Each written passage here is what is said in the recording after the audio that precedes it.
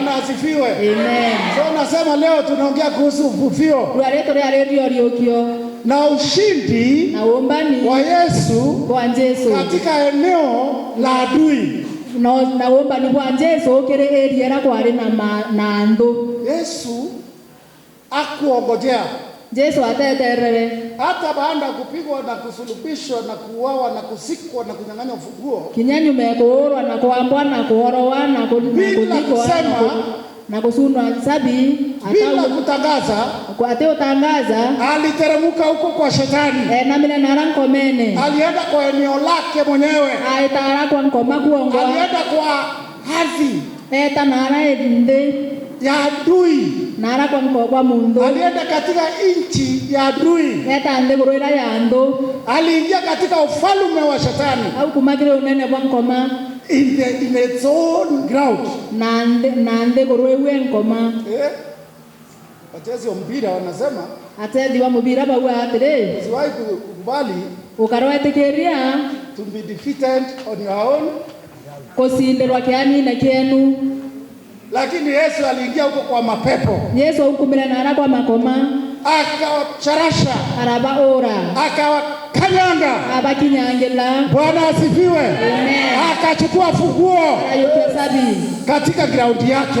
Aende gorowera. Unajua hakuna kitu mbaya kama mtu kuingia kwa boma yako na kutoange. Uteke ndogenge doki ya mtu ayete kwa kumosia na kuorera kuo. Hata kama una nguvu. Kinyonge drote na inya. Mtu anaitwa Majia. So Shetani alikuwa amejaribu sana. Ngoma neretie muno. Kwa sababu alikuwa kwake. Nondo ari kwawe. Lakini alikanyangwa. Lakini arakinyangwa. Na akanyang'anywa funguo ya mauti. Na arachunwa sabisia ekuo. Na siku ya leo ndio siku tunakuja kusherehekea. Tuareyo ndiko toko wereruwe. Kushindi wa Bwana wetu Yesu Kristo. Omba ni kwa Yesu Kristo. Siku ya leo nasimama hapa kuambia kwamba kama Yesu angefufuka mahubiri yetu ingekuwa bure. Our hope would be lost. Yesu wetu alikufa kwa ajili ya dhambi zetu. Kwa Yesu wetu akwera nonto wa meja yetu. Alisikwa.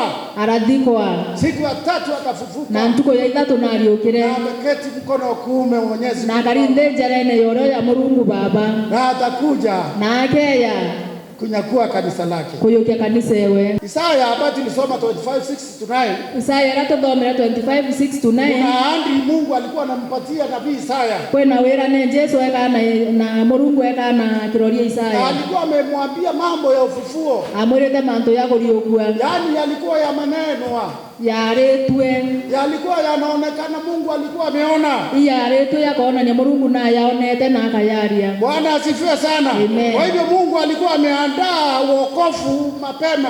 Mungu na dhuranirete wonokyo kwema kwewero. Tabiriwa mapema. Na bwaro ruwa kwewero. Kwamba kutakuwa na ufufuo. Ate kukendra kwena oriokyo.